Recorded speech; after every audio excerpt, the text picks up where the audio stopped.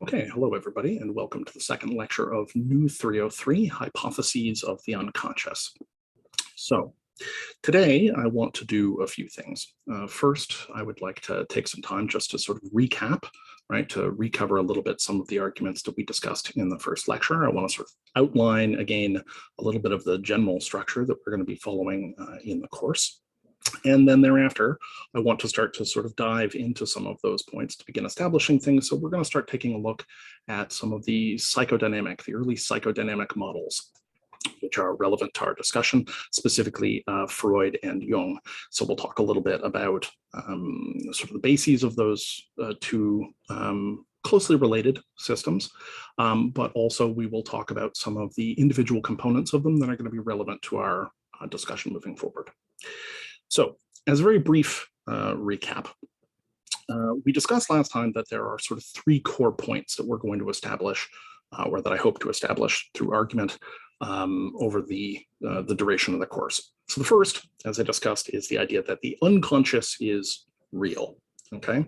That there exist sort of functional parts of our mind outside our direct conscious awareness that nevertheless are crucial to our functioning, okay, as psychological beings. So we're going to talk a little bit about the sort of arguments for the existence of the unconscious mind. And just to reiterate again that when we're talking about the unconscious mind, it's a slightly confusing term in this respect, but we aren't talking about unconsciousness, that is to say, sort of being knocked out and having no mental content or what have you, but that rather what we are discussing is the notion of sort of mental contents and components within mental contents that are influencing consciousness and that may be doing all sorts of important functional things, but they're not immediately accessible to your awareness. They're happening outside your conscious awareness, your access consciousness, if you happen to be in philosophy and you read Ned Block. So outside of our sort of immediate, phenomenal awareness, but nevertheless having all kinds of impacts on us. So that's the first thing we're going to talk about. The unconscious is real. The second thing that we're going to talk about, okay, is this notion that I call the unitive bias, okay, which is that we very often tend to conceive of ourselves as being singular unitive beings, right? We think of ourselves as being unitive, as being one person, right? One unified person. And I want to challenge that. I want to start to point out the various ways that we can determine that we are not singular unitive beings, but rather that we are a collection of forces, subsystems, various kinds of dynamic components that interact with each other in order to produce the overall effect that we call us. So among those, of course, are the components of consciousness, but also all of the various other systems that are influencing what happens to us psychologically, subjectively, but also influence our behavior and influence the way that we see the world, right? The way that we see, interpret, construe how we interact with the world, and of course, by extension, how we interact with each other as people. So first point, the unconscious is real. Second point, we are not singular unitive beings, okay? And then third point, which we won't get into in enormous depth today, but the third point as we go through the course is the idea that one of the best ways to determine the nature of these contents, right, within the psyche, but outside of our conscious awareness, is altered states. And whether those are ritually grounded, right, whether they are sort of endogenous, that is to say native to us, or right, interior to us, or exogenous, and externally imposed thing, that cultures around the world have used various kinds of techniques, technologies, sacraments, rituals, etc., in order to reach various kinds of altered states. And that so doing, right, tends to shift our mental landscape in such a way as to reveal contents that were previously unconscious, okay? And there is, of course, a fourth point. Okay, so those are sort of core three, but there's a fourth point that is implicit to this that I want to sort of keep our eye on as we go, which is the idea that that the unconscious matters, right? It's not merely that it exists, but that it matters. And when I say that it matters, what I mean is that there is a very important sense, which I will sort of try to impress as we go through, that if you are not keeping track to some extent of your unconscious contents, you are at a profound disadvantage, right? And that doesn't just mean in terms of picking up the undercurrents of these things as they are operating in sort of society at large, but importantly, personally. That is to say that if you are not sort of tracking your unconscious contents, and tracking them completely is almost impossible, but if you aren't paying some attention to them, taking them into account in your own understanding and description of yourself and your own behavior, that you're missing such a huge dimension of things that this puts you at a profound disadvantage when it comes to solving your problems. And that last aspect, okay, you'll see is really a thread that's running through the course as a whole. One of the things that I very often say, and it's important to sort of take this with something of a grain of salt, but one of the things that I very often say is that everybody is crazy, okay? Everybody is crazy. And what I mean by that is a sort of small c crazy, which is to say that the very nature of the human mind, okay, is such that there are certain sort of structural features which enable us, okay, to be rational beings, which enable us to be functional beings, but that also open us up to certain kinds of runaway processes, right, that afflict us. So this is sort of the technical sense in which we all possess these distortions, these flaws, these fixations, right, these various issues, neuroses. But more generally, I think if you sort of, apply your own observation to this idea, it's really not hard to see, right? One doesn't get to know somebody without realizing the ways in which their mind is sort of, dented, right? Unusual. Anybody that you get to know, generally speaking, after a while, you start to reveal the sort of idiosyncratic ways in which their mind is operating, right? The ways in which they are, let's say, sort of undeveloped or adolescent, right? Lots of people, pretty much everybody, has components of their personality that are sort of not as developed, not as functional, that are often kind of clumsy. And we see this coming out in difficulties. But also, if you introspect on the matter, generally speaking, you talk to anybody at length and you will find that they themselves feel, frankly, a bit out of control by times, that they are not entirely in control of their mental contents, right? That there are things which occur to them, which are clearly happening from within their own mind, but that blindside them, that surprise them, that inhibit them. And that, there are, of course, plenty of cases in which, those same forces affecting us from within our own mind can cause us very deep problems, right? So, when we're talking about this, we're talking about, the extremely widespread incidence of what we now conventionally refer to as mental illness, but which to some extent you can think of as just sort of, in some ways, basic operating features of the human mind. So we get fixated on things, or we get depressed, or we get anxious, we get stuck in certain patterns of behavior and certain patterns of understanding, which sometimes we can even grasp, right, are a problem. That we continue to do things, and yet we realize that those things may not, in fact, be good for us, and yet we feel sometimes powerless to alter it, okay? So having a working understanding of the unconscious is often a very powerful way to get a sense of the shape of those forces and dynamics that are operating outside the regular consciousness that you normally identify with, and therefore to broaden the scope, right, of the ways that you can come to develop a new relationship with these aspects of your mind that you may be currently, unaware of or alienated from, but that also they provide us with a powerful sort of suite of things to enable our growth, right?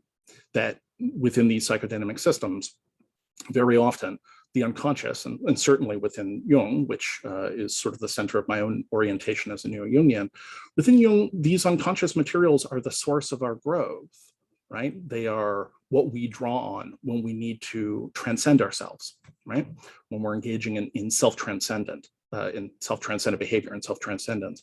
So, so the sort of implicit argument that is running through, and you'll pick this up, is this idea that if you're not engaged with the unconscious, you're missing an enormous amount. And I say this both as a matter of my sort of theoretical background, as a matter of my training and my sort of experience as a psychotherapist, but also as a personal matter. I am not exempt from these, which is to say that I have never met anyone who wasn't small c crazy once I got to know them, and that includes myself, right? I'm very much aware of the way in which these forces can affect me, and have spent obviously a substantial amount of effort and training and so on and so forth in order to attempt to understand them, so that not so that I can control them per se, but that rather that I can engage them, right, and improve the relationship and learn more about functioning, so that I can improve my life, improve my experience, right? Flourish. So that line is going to be running straight through. But the three core things that we need to consider: the unconscious is real, we are not singular unitive beings, and this question around access to the unconscious or a view on the unconscious through altered states. Okay, so let's start with the unconscious. The unconscious is real. So I laid out a bit of this in the last lecture, okay, in kind of a summary form, by saying that I often try to convey to people that, in my opinion, sort of the most basic unit of unconscious recognition is some variation on the statement, what was I thinking? It's the moment where you transition, in a sense, from one state of mind to another and seem to shake it off. This is something that we see sort of reflected in the ancient world quite often, because, and there are arguments about this, but one interpretation, okay, for many of the sort of late classical, Greco-Roman writers talking about the influence of gods, right, gods and muses and so on and so forth, is that these things are in some way best interpreted as psychological events. They're best interpreted in some sense as unconscious forces affecting us. So the ancients, in this sense, had a relatively broad notion of the concept of madness, right? Where a madness could come upon you, and it was something that would sweep in and utterly change the way that you were experiencing things. If you reflect on your own experience in this respect, you can see some examples of this jump out very quickly. So, for instance, one that I like to reference relatively often is anger, right? Anger is a state that, not everybody has equal access to. There are people who are angry a lot. There are people who become angry slowly. There are people who become angry extremely readily. And there are people who have problems experiencing anger at all, right? It is a not uncommon thing to see clinically that somebody will have a situation where, for whatever reason, anger has been conceived by them as a sort of unacceptable emotion. And very often what you'll see in those cases is a substitution, right? So instead of experiencing anger, for instance, somebody might experience sadness. Conditions that we would think of as being, quite reasonable to experience anger, and instead they'll become quite sad, right? Likewise, you sometimes see the sort of the corresponding case, right? That there are people who find themselves unable to, or they find it extremely difficult, extremely unpleasant, right? Or it is considered unacceptable by them or others, and often there's a close relationship there, to experience sadness. And so instead, they experience anger. Now, there is a kind of folk idea here, okay? I wouldn't call it like a hard psychotherapeutic theory, but it's a very interesting notion that, in a sense, right, depression is anger turned inwards, right? That depression is anger turned inwards. That when somebody is sort of beating themselves up, it's a kind of anger that has directed itself back towards them. And so people will be tremendously harsh towards themselves, right? Tremendously harsh, tremendously insulting. They will sort of belittle themselves and crush themselves and bury themselves under guilt and shame and humiliation and so on and so forth. It's relatively common, right? People self-talk towards themselves. Their self-critical language can be extremely harsh, right? So this idea that it's sort of anger turned inwards, right, is an interesting idea. But when we consider anger, okay, the manifestation of anger, it's clear that there are certain conditions in which anger is an appropriate response. Anger is an emotion that strikes us when we feel thwarted in our aims. So what do I mean by that? I mean that if we have a goal, if we are attempting to direct ourselves towards something, and we feel that something is getting in our way, right, is preventing us from meeting that goal repeatedly, we may find that our patience for that is gradually eroding, and eventually we become angry. It's not hard to map that, right, into other living creatures, right, other animals. And most of these emotional subsystems are subsystems that we share with them, right? So, if you consider, right, you stand between, say, a dog and food. And if you keep blocking the dog from getting at the food, right, eventually speaking, it's probably going to bare its teeth. It's going to get angry at you. Likewise, if you make an approach, you're out in the wilderness and you make an approach towards, a bear cub or something, and the mother bear is there, you are right threatening and therefore directly thwarting, and you're going to see a display of tremendous anger. So likewise, of course, we experience anger when we feel that things are thwarting us, although that can, of course, be highly abstract. It might be something very specific, like a person getting in our way or blocking us in some fashion can cause us to become quite angry. It might be more circumstantial. We're often angry at the world, right? Because there is a complexity to the world that seems to be making our lives more difficult than they need to be, or blocking the aims that we have in mind for ourselves. That can extend right up the line, right? Notably, it's not uncommon for people who have experienced a lot of distress to become, say, angry with God, right? Which is to say that, being at the top of the ladder in some sense, the creator of the universe or the person who sets the rules, to be angry about a degree of sort of unfairness, right, that the situation seems to have heaped on them. Also, of course, obviously we experience, an irrational degree of anger sometimes that really isn't appropriate because we're not, specifically speaking, dealing with like another conscious agent. So, 2 examples: if you've ever driven and sort of been stuck in traffic, not cut off, which is really dealing with somebody else, but stuck in traffic where it's like you need to get someplace, you will find that everybody starts slamming on their horns periodically. Why are they doing this? This does not make things go faster. Like, that's generally recognized. It sort of makes the situation unpleasant. But the answer is that they're having a spontaneous outburst, right? They're having a spontaneous outburst of anger, and it's an expression of that anger. They hammer their hand onto the horn. Likewise, right? If you've had issues with your computer or your internet or your printer, right, where you need something done, right? Yeah, you might experience fear, but if you continue to have that, right, it's not uncommon to have people describe having extreme outbursts of anger, right? Shouting at their computer as though that will, compel it to do what it needs to do, right? Or people experiencing this very strong sense of sort of agent projection towards their printers. And don't get me wrong, printers are servants of the imp of the perverse.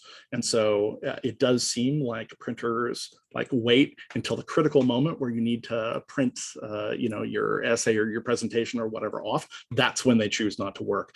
And printers don't seem like an especially complex technology to me, so I'm not totally sure why we can't work the bugs out of printers, but they, if you want to put an agentic frame on them, printers seem to sort of delight in backstabbing us in a critical moment. But under those circumstances, people get so angry. People will shout at their printers. They'll say things like, "Why are you doing this to me?" Right? That kind of agentic frustration, right, where it seems as though it's an agent that is thwarting you, that is blocking your aims, is likely to produce anger. Now, there are other circumstances, of course, where people have disproportionate anger. But the interesting thing about anger from our perspective is the way in which it shifts how you experience things, right? The way in which it shifts how you experience things. So when you are angry, things clarify, right? They clarify. Anger is energetic, it's motivational, right? It makes you want to act. Okay, and as we talk about some of these systems later, right, emotional systems, and we'll be looking somewhat at the sort of neuroaffective, the affective neuroscience theories of Jaak Panksepp, who dealt with some of this in circuitry. We'll look at that as a bit of a ground standpoint. We'll deal with a few of these ideas, but your experience of being angry is a tremendously clarifying and motivating experience. When you are extremely angry, right, you typically feel as though it is a righteous anger. You are in the right, they are in the wrong, right? Things are clear. The ambiguity tends to fall out of the situation, right? You tend to zone in on something very clarifying. And that sense of clarity and certainty can be, frankly, quite intoxicating for people. It's not uncommon for people, right, in a high state of uncertainty to become quite angry, right? Because it acts to narrow their sense of ambiguity. It clarifies things, right? It divides things into very black and white terms quite readily if you're angry. Now, we'll talk a little bit more about that and its relationship to ambiguity and how people process ambiguity later in the course, because that stuff is quite integral to understanding some aspects of unconscious function. But for now, right, I just want you to sort of capture, right, those moments where you've been angry. And so as a very sort of typical expression of this, you think about sending somebody an angry text or sending somebody an angry email. Most people have done this. Now, generally speaking, if I'm dealing with clients or for that matter, friends, family, I advise people not to send these communications when you're immediately angry. If you're immediately angry, okay, try to back off, try to ease down.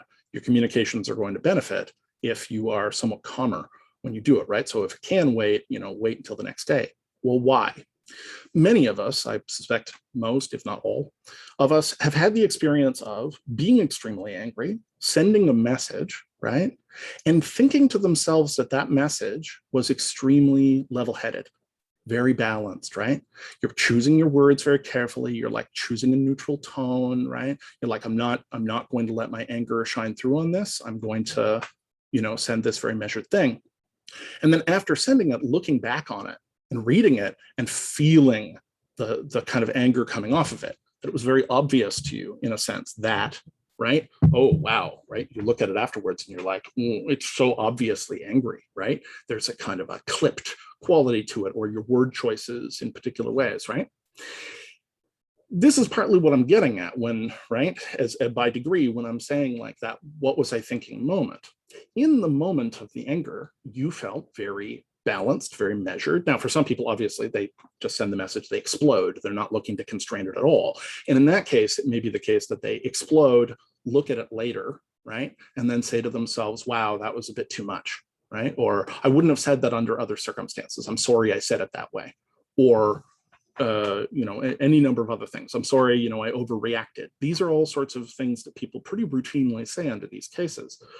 But even under the cases where you don't explode and you are regarding what you've outputted right after the fact, the tone of it often will jump out to you as being quite different than what your intention was. It is as though you have a filter between you and the world and what you're putting into the world, which very subtly sort of shifts or distorts, right? There is a kind of distortion there that is not detectable to you easily at the time. Right? It may not be detectable to you at all at the time, right? So you think you're being very measured, but then you look at it after the fact and you say, oh, well, that wasn't measured at all, right? Now, the same thing goes for other kinds of states like this that we can think of, okay? So, if you consider other kinds of strong emotions, it can be very much the same thing. If you are experiencing intense sadness, for instance, right, or depression, if you've ever, been unfortunate enough to experience a stretch of depression, you will have gone through a whole series of thoughts and things, right, which once the depression breaks and you come out of it, strike you as just being not true, right? You took them as true at the time. So, I failed at everything I've ever done, or nothing's ever going to get better, or, right?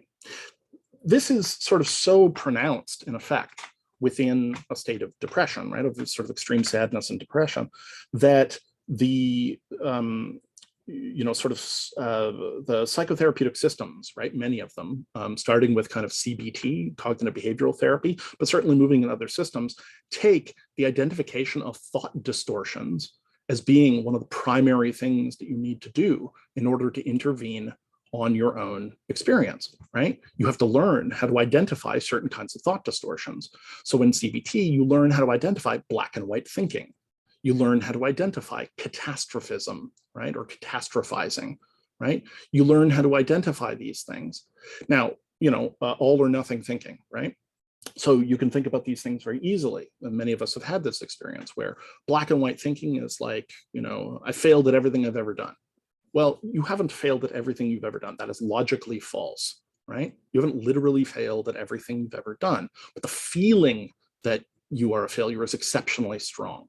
We'll talk further on in the course about a concept by my friends and colleagues, John Vervaeke and Leo Ferraro, called parasitic processing, which I think is a very interesting kind of cognitive model for how this stuff turns into a reinforcement loop, how you get stuck in it, and how it sort of feeds into itself in a way that can become extremely difficult to break. So we'll talk about that. But the point is, the basic experience, I'm a failure. I failed at everything I've done, right? It's not literally speaking true. Likewise, right, people very often experience catastrophism because such and such is going wrong. It's all over. My life is over. My life is falling apart, right? That's a common experience when a blow comes in, and that can range, right? It might be that you didn't get the grade that you wanted on an assignment.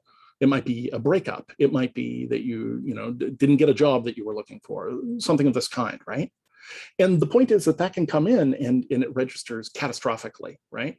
In terms of this seeming completely apocalyptic at the time, right? Like it's over, everything's over, everything's over. Well, generally speaking, everything is not over, right? And after the fact, once the sort of weather system of, the depression has blown through, and often at the same time anxiety, but once those things have blown through, you can look at that and it's like, well, that wasn't actually literally the case, but it certainly felt like it was, right? Likewise, all or nothing thinking. If this doesn't work, then nothing's going to work. Or the other version of this that one encounters fairly frequently, which is I've tried everything and nothing has worked, nothing will work, right?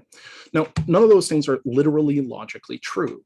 But the point is that the felt experience, that phenomenological distortion that settles in over your mind when you are experiencing such a thing, is extremely powerful. It's extremely compelling. And in order to counter it, you have to learn how to have some distance from your own processing, right? If you just take at face value everything that comes up in your mind, it's going to very rapidly convince you that the situation is what it is. And even if you have that distancing, it can be quite difficult, to be honest, right? To hold the line against it. It's a very powerful system that sweeps in. So you can see in any of those instances a kind of what was I thinking moment. At the other end, you can see this in cases where people have, relatively strong positive experiences too, right? So it's frankly not uncommon when people are dealing with romantic relationship, right? People will say things like, I don't know what I saw in that person, right? Well, what does that mean? What it means is that you perceived them in some relatively selective way and had strong, probably positive feelings about them, right? And then later assessing that, you're like, I don't know what I saw in them. Sometimes that can be about a change in the information that you have access to, right? So you may learn more about them and realize that they are not quite the person who you imagined. And some of this ties into the concept of projection, which we will deal with in more detail later today and further in the course. But some of it also can be a change in construal, a change in the way that we interpret an event coming in as either good or bad. So like a classic example of this is meeting somebody, romantically or even a friend, right? And early on thinking of a behavior that they have as cute, right? Oh, I really like that, it's cute. But then later it becoming a tremendous source of like annoyance. This is something that gets quite widely reported by people, right? Which is something that they may have found something endearing at some point, but something changes and they cease to perceive that thing as being like endearing or pleasant or likable. And instead they find it like an enormous source of annoyance, right? An enormous source of annoyance. So again, we have a kind of like, what was I thinking moment. Okay, so in addressing that, I want you to just get a sense of that shift, right? Your mind has shifted around on you. We can touch on other examples of this, okay, just to sort of outline this concept generally. So one of these ideas, right, when I occasionally encounter somebody who believes that they have full conscious access to their mind, I'll admit I'm often puzzled because it seems to me that there are quite obviously numerous features of your mind that you don't have conscious access to. Right? So as an example, and this is one that will come up a number of times, consider the Stroop effect, okay? The Stroop effect. So what's the Stroop effect, okay? Or the Stroop test? The Stroop test is a test in psychology, okay, that's used to examine all sorts of things in psychology. And it is, in many ways, one of the best validated sort of techniques in psychology that we have out there. It's, in fact, so sort of well established experimentally that it has spawned an entire cottage industry of experiments and examinations. So what's the Stroop test? The Stroop test is a method of tracking, okay, your degree of kind of conscious attention, your ability to inhibit conscious attention. How does it work? What they do is they flash words on a screen, okay? So they flash single words on a screen, and the words are written in a color, right? So they're not just black, they're red or blue or orange or, right? Okay.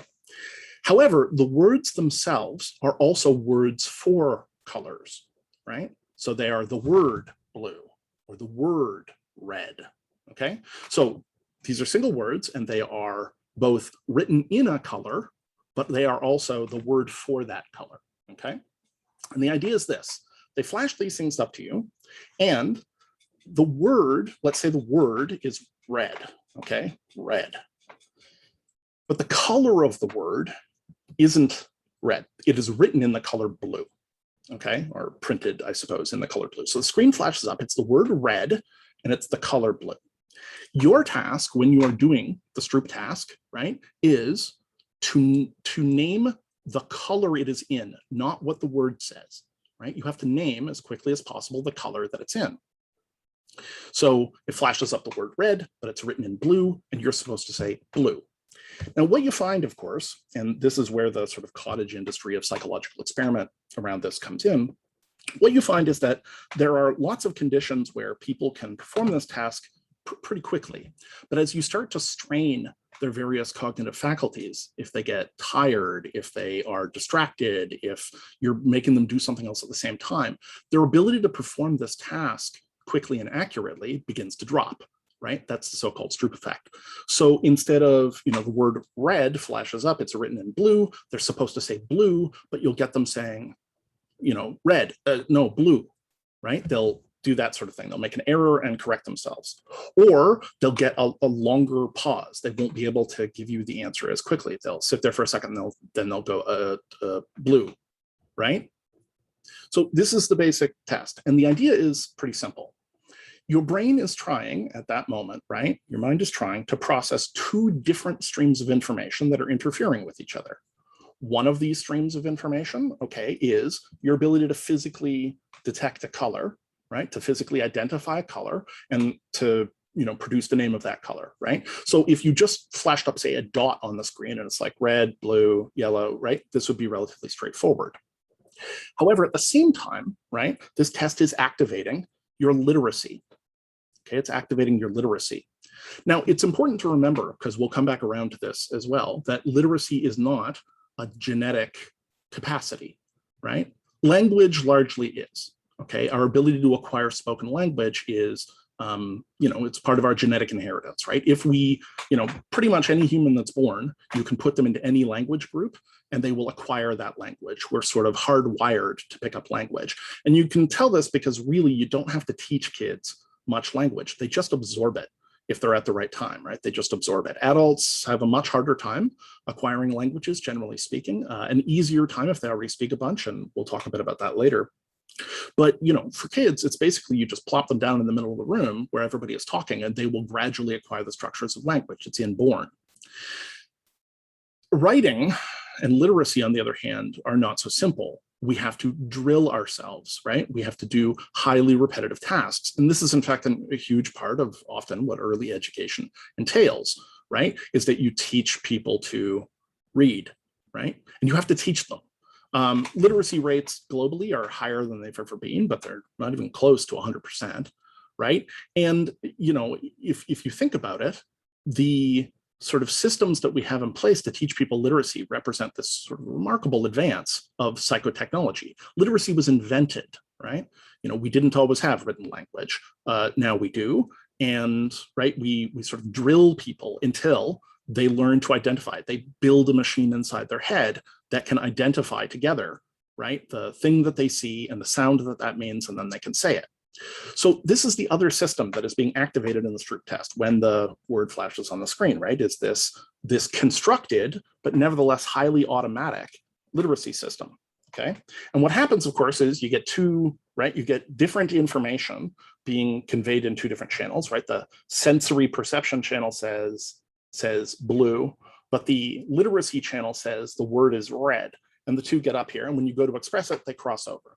Now, if you've got sort of your full faculties, your full attention, you can often override this and focus on the specific part of the task that you're interested in focusing on. But if you're tired, if you're hungry, if you're distracted, if they've got you doing another cognitive task, then we tend to see that your ability to control, right, that stream and integration of information in the way that you're supposed to drops. And that's the so-called Stroop effect, right? Not so-called, it's the Stroop effect. Okay. Now, as I mentioned, there's a whole cottage industry around this.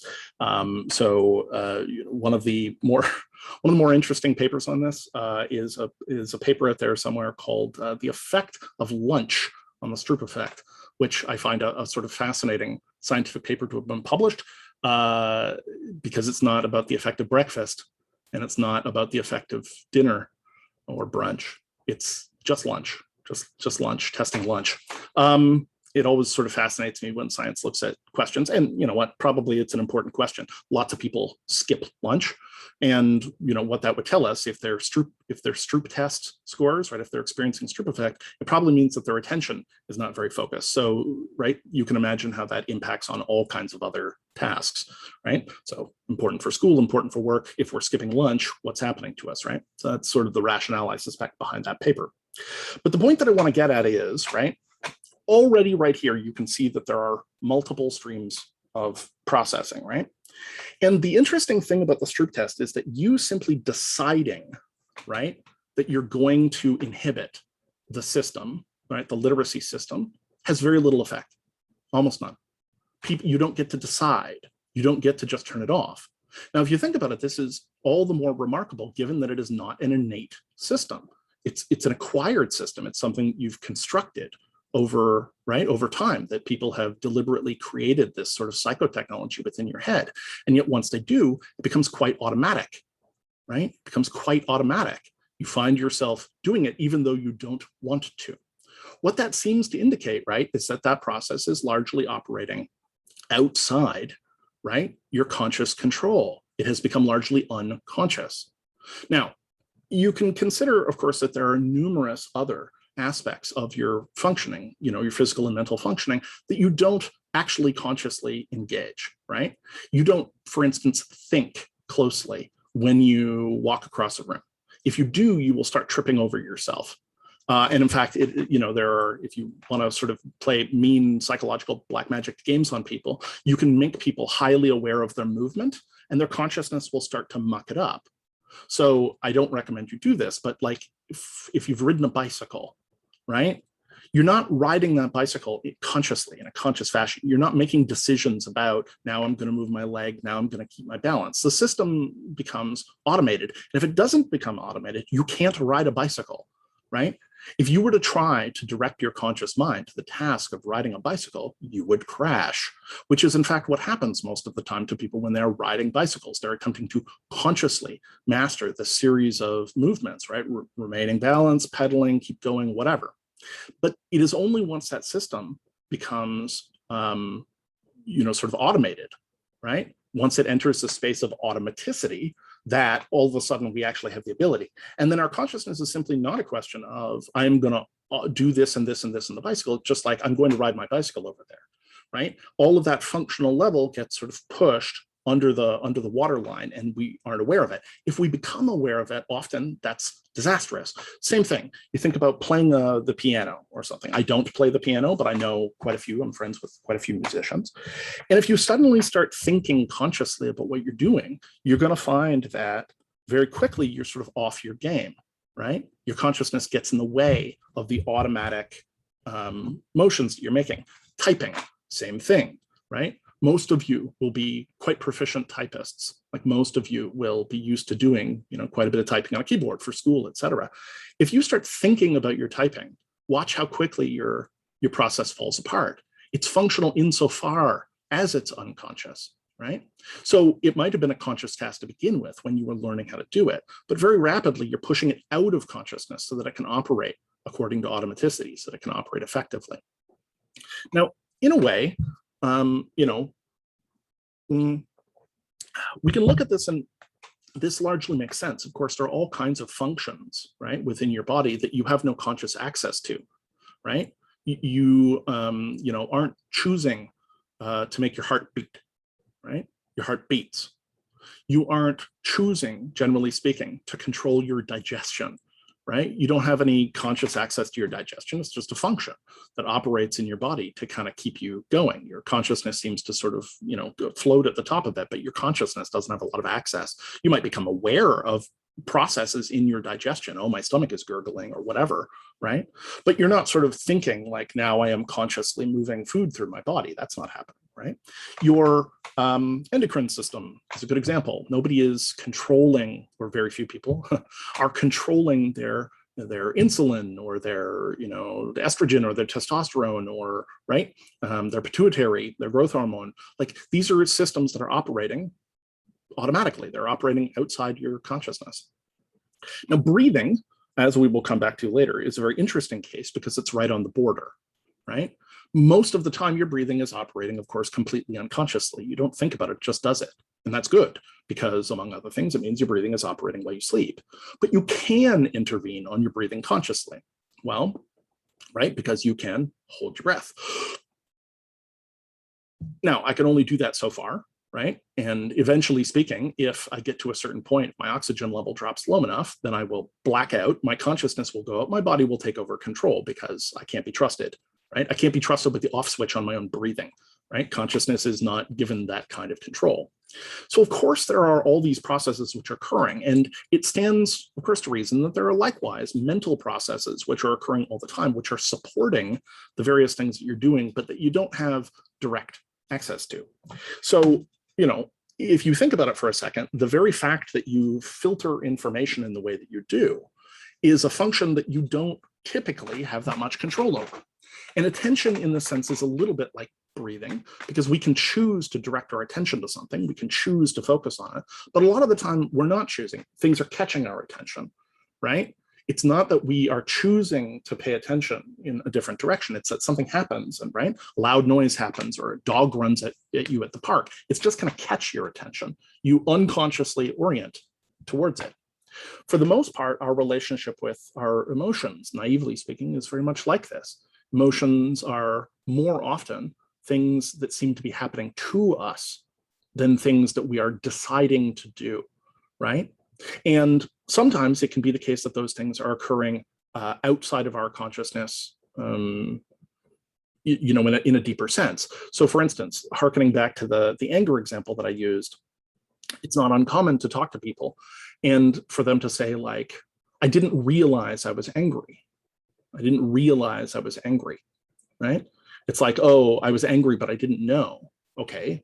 So if you didn't know, that is to say, if it was not something that was in your consciousness, where's the anger, right?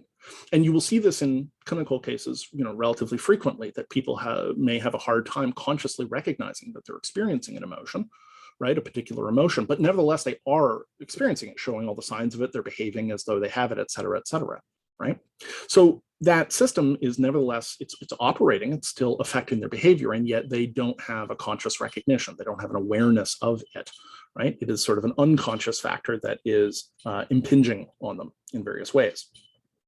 The same thing goes, of course, and this is sort of verging into some of the altered state stuff, but just to establish the unconscious material, the same thing goes when we consider various altered states. So some altered states have that, what was I thinking, quality to them. If you've ever had a serious fever and then experienced like fever thinking, which is it's a very unpleasant altered state in my experience. It's highly repetitive and quite stressful. So you'll find your mind looping through the same set of things over and over and over and over again, often with a sort of vaguely like worried or apocalyptic tint. So fever is extremely unpleasant, but the point is your mind is operating in a completely different way and largely outside of your control, right? The sorts of thoughts you're having seem to be coming, around and around and around and around. But even without considering something seriously unpleasant like fever, we can consider things like dream, right?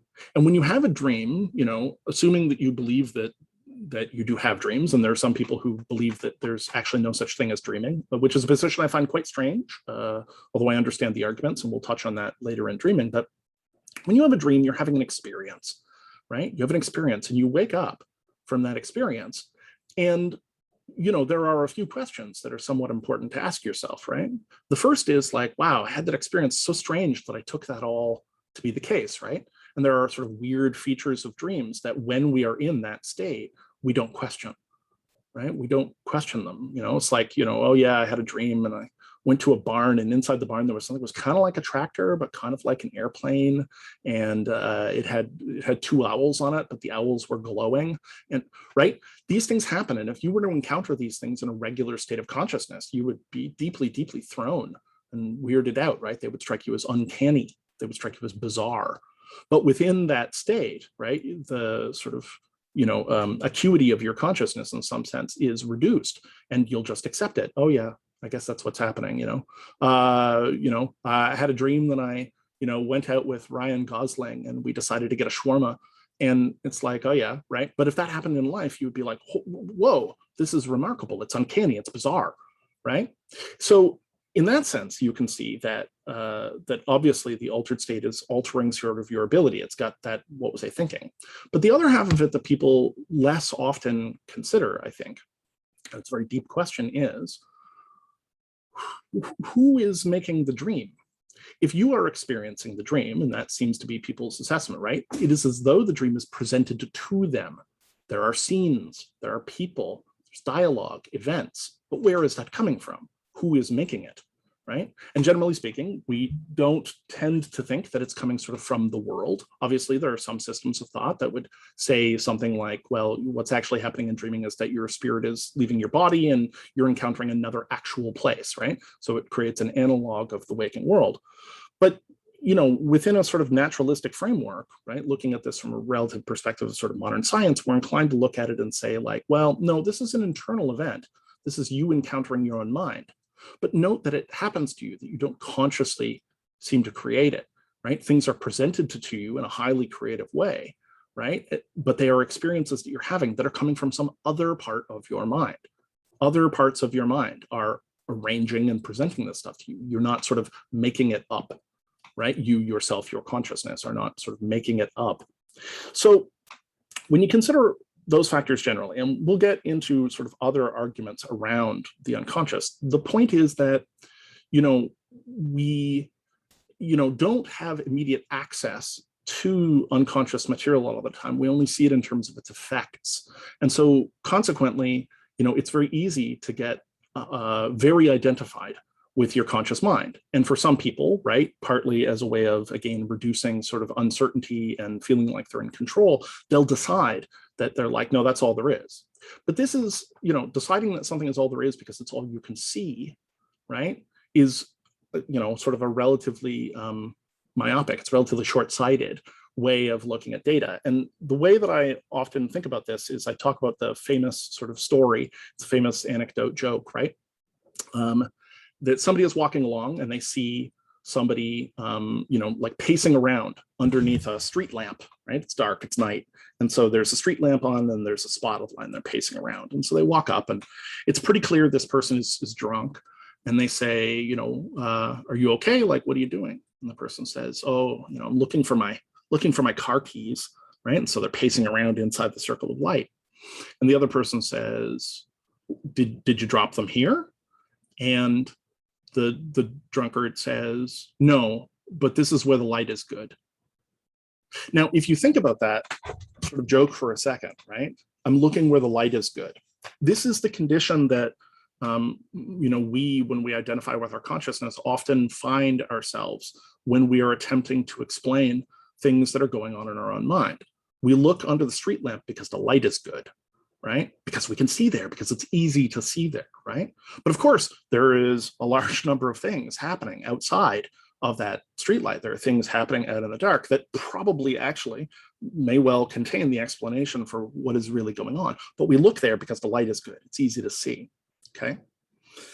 And because frankly, right, trying to pick up your unconscious contents, sometimes these things will push their way into consciousness, right? So they will sort of intrude, push their way into consciousness, and we'll talk about numerous experiences of that. But sometimes you have to sort of notice them by their effect, right? So it's as though, like a large invisible body, right, moved past, and you're sort of picking it up by its gravitational effect, right, by the way it's moving the things around it, right? So you can imagine, right, if you were sort of trying to figure out like an invisible person who ran through the middle of a room, right, you would watch tables get knocked over and what have you. And, you would have to sort of infer. There would be an inferential argument. You would watch the motions of these things and thereby be able to figure out the existence of the invisible thing moving it, right? And that's the condition that, as I pointed out, a great deal of science finds itself in all the time, right? Trying to infer, right, data about things that we do not necessarily have direct access to. So you can see this in physics all the time at the smallest and the largest scales. This is the condition in which we find ourselves when we're attempting to examine the unconscious. It's difficult, right? But the point is that it's very hard at a certain level to argue that unconscious processes aren't happening. And there are obviously much more modern experiments which look at certain parts of this. So one famous example is the concept of Blindsight. Okay, and Blindside is fascinating. If you get interested in cognitive science, of course, you will come across Blindsight. If you want to read a really excellent novel, there is a novel by the title Blindsight by Peter Watts, who's a Toronto science fiction author, which is just an absolutely excellent book, very readable, very quick and readable, but it's kind of a cog-sci book, and it unpacks the concept of Blindsight in some really interesting ways. But what's Blindsight? So Blindsight is a phenomenon that occurs sometimes when people have a brain injury or a brain insult, right? Where they will lose conscious access to their ability to see. So they'll have this brain injury, and afterwards they will say they are blind, right? They no longer experience conscious vision in any way. But what's really interesting is that if you put somebody in certain kinds of conditions and ask them to do tasks which rely on vision, they perform well above chance, right? Statistically speaking, they perform well above chance, okay? So as an example, imagine that somebody had blind sight and you were like, okay, I'm gonna hold up a piece of paper and it's going to have an image on it. And I want you to tell me, what the image is. And the person often will probably become frustrated because they will be like, I already told you I'm blind, like I can't see anything, right? And you'll say, okay, well, that's fine, just, whatever. So, hold up the piece of paper and there's a picture of a cow. And you'll say, okay, well, so what do you think? And the person will be like, I don't know, cow. So this is the thing. They will produce, in some sense, the correct answer, right? Or, more simply, you might, hold up a color. What color do you see? I already told you I'm blind. Yeah, okay, but just humor me. Yeah, and it's red. So there is a difference at some level between their mind at some level, right, their brain and their mind getting access to that information and even being able to vocalize that information and them having conscious access to it. There's a difference. Another variation on this, right, is with Blindsight, getting the experiments where people are sort of navigating a crowded room. Okay, navigating a crowded room. So there might be not people, but rather sort of furniture, right? Obstacles that they need to navigate around. And of course, you'll set them up and it's like, okay, your task is to walk to the other door, right? And not hit anything. And people will say, I don't understand why you keep doing this. I told you I'm blind. And you'll say, okay, but humor me. And so, they'll start to walk through, but the answer is that like well above chance, they will sort of navigate around objects. And if you ask them to report on this, okay, they won't be able to give you the conscious reason for it. They indeed seem not to be experiencing consciously this material, and yet they are able to act on it, right? Now, you might look at something like Blindsight, and there are many cases of this sort of thing, right, where there is a dissociation at some level, right, between conscious access and what's going on in the rest of the system. And we'll look at all kinds of them as we go. But, if you consider Blindsight for a second, right, like there are a limited number of sort of conceptual explanations you can bring to bear on this that clarify it in a meaningful way, right? They don't have conscious access, period, but they're still performing well above chance. And, if you don't want to sort of explain this away as like they're psychic, you are probably dealing, right, with the fact that, their mind in some way, shape, or form does have access to the material, but that's not the same thing as their consciousness having access to the material. Okay. You can think of cases of this also, as we already discussed. So things like memories, you do not have access to all of your memories at once. Sometimes you cannot remember something.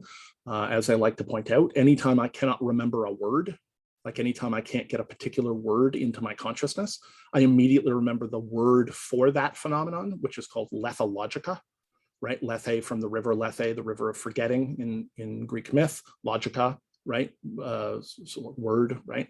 Like logos. So lethologica. So anytime I can't remember a word, immediately the first thing I'll think of is lethologica. And then I have to tell my mind, like, no, that's not what I'm asking. I'm not asking for you to describe what we're experiencing. I'm looking for this particular word. And many of us have had that, like, I can't, it's on the tip of my tongue. I can't quite get access to it. What's that person's name? What's that thing called, right? We can go around it. We can say, you know, that guy, he was an actor. He was in that movie with the, you know, he was in the movie with, right? And we can kind of go around it, and somebody else might be able to get right at it. They seem to be able to get immediate access, and they'll say Ryan Gosling, and you'll say, yeah, that's right, Ryan Gosling, that was it.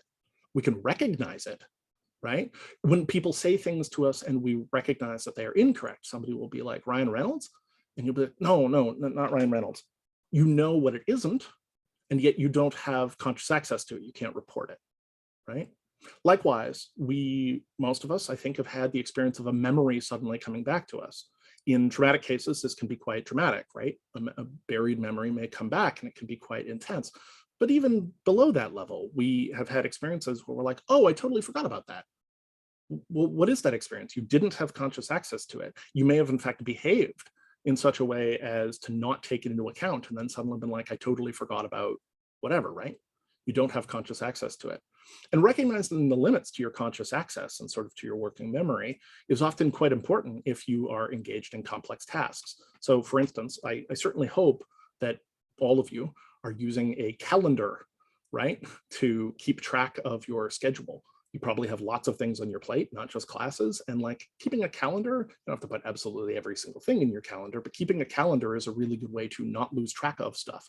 Why? Because just because it was in your consciousness doesn't mean you're going to keep it in your consciousness. Trying to rely on keeping it in your consciousness, right? You're going to slip, you're going to get distracted, right? Things don't impress. Sometimes it's the case that you want something to scaffold your experience. So, but when something suddenly comes back to you, right? Well, where is it coming back to you from, right? It's coming back to you from memory, sure, but it was clearly unconscious. It was there. It's not that it had vanished. It's just you didn't have conscious access to it. You didn't have easy conscious access to it. So, you know, when you consider something like Blindsight, right, you might be inclined to say, well, okay, but that's sort of a strange case because it's brain damage. And there are a bunch of these cases that we're going to look at where people have had procedures or injuries of various kinds that affected their functioning and tend to sort of, you know, create these sort of bizarre effects. And you might be inclined to look at those effects and say, yeah, but that's, you know, there's damage there. That's why that's happening.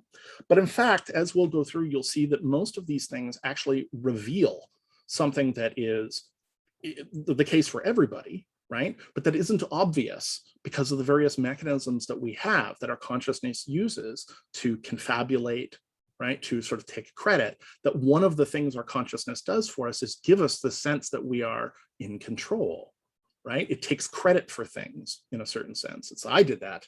I meant to do that, right? But what we'll find is actually that there are all kinds of unconscious processes that clearly are not being initiated by consciousness. They're not being initiated sort of by awareness, but that, you know, once they are initiated, consciousness will find an explanation for them so that it can sort of take credit for them. So we will look at these cases of confabulation. And I think you'll find that things like Blindsight are not really that far away from regular experience in a certain sense. It's just that the sort of widening of that gap, right, creates an effect where it is more easily detectable than it is in everyday people. But you'll find that there are actually lots of experiments where we can do interventions with regular people that can likewise reveal this kind of unconscious material. So that is what I'm going to say for now on the question of the unconscious is real, okay? And it's something that we'll expand as we go because there's frankly so much really fascinating evidence around this material that, you know, it's just really interesting stuff and gives an ongoing and wider set of phenomena that you can then track in yourself. So, I sort of mentioned this relative to your reflective journaling exercise earlier, but like keeping track of these kinds of things, these kinds of experiences. What was I thinking? Where did that come from? Something pops into your head and you can't make it go away. Like the Germans have the term for this, earworm, right? Which is where a song is running through your head and you can't make it stop. Right? Where it seems that the process is operating, and the fact that you are conscious, if you pay really close attention, you may notice that you have songs and things running in the background that you weren't aware of. When I started doing more attentional and meditative practice, I became much more aware of all of these side and background processes that were running, and I just didn't even notice they were running, right? Later, I came to notice them. And certainly working as a psychotherapist, I have become acutely aware of these sorts of things that crop up in session, and I will pay attention to them. When my unconscious starts to bring something up, I tend not to push it off to the side. I tend to take a look, because very often it represents a commentary on the situation, right? It may be giving me a very useful image, a very useful metaphor, but sometimes frankly, it's just tagging onto the circumstances. So if you've had that phenomenon where somebody says something and then your brain immediately starts playing a song that kind of sounds like what they said, and you're like, yeah, thank you. I know that you are the Spotify in my mind, but that isn't actually what we're talking about, right? If you've had those kinds of experiences, and I think most of us have, likewise, you've experienced this kind of intrusion, right? So keeping track of this sort of thing, the unconscious is real and unconscious contents are real. The real question that we want to address from here is this question of, okay, so given that that's the case, right, what can we learn about the structure and function of it? What can we learn about the nature of it, right? What sorts of things can we determine given that it is outside of consciousness? So this brings us to the second point, okay? And the second point is this question around our unitive bias, which is to say that we are not singular unitive beings. Now, as I said before, in many ways, this frankly should be kind of obvious. We aren't singular unitive beings really in any other way. So, right, the nature of our biology is that we have organs, right? We have organs. That is to say, we are organized, right? To have organs is to organize. If you think about this developmentally, okay, you can retrace, what you remember from biology about like, okay, it's an egg and the sperm, and right, and all of a sudden you get a single cell, and that cell then, right, it swells and it doubles and it swells and it doubles. So you got 4, you've got 8, 16, 32, 64, 120, right? You get this gradually increasing cluster of cells, and all those cells are identical, right? So each one is a copy, more or less a perfect copy of the other ones. But at a certain point, right, as we start to grow, you start to see, right, stem cells. This is why stem cells are so kind of valuable. You start to see cells begin to differentiate into different types of cells. Some cells migrate in one direction and become bone cells. Some cells migrate in another direction and become blood cells. Other cells become brain cells. Other cells become skin cells. Other cells become heart cells, and so on and so forth. A cluster of identical cells doubles, but then they begin to differentiate. However, as they differentiate, they are also simultaneously integrating with each other, right? So there is a dense network of connections between all of these various sort of individualized systems as they're beginning to expand, right? So, if you have heart and lungs and they're not connected to each other, you're dead, right? Instead, there is actually a very dense network of connections between these things, right? There are blood vessels, there are nerves, there are chemical signals, and so on and so forth. Like, it's all very densely interconnected, right? We have a webwork of interconnections and passages and so on and so forth, right? Things are connected to each other. So we simultaneously, as we're going through development, we differentiate, right? Things specialize and become specific types, but also all that stuff is integrating. And when you simultaneously differentiate and integrate, you complexify. When you simultaneously differentiate and integrate, you complexify. You become a more complex being.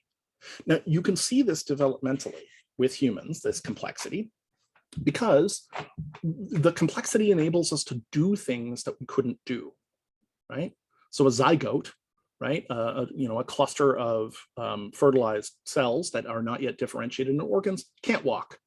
It can't do math. It can't browse Twitter.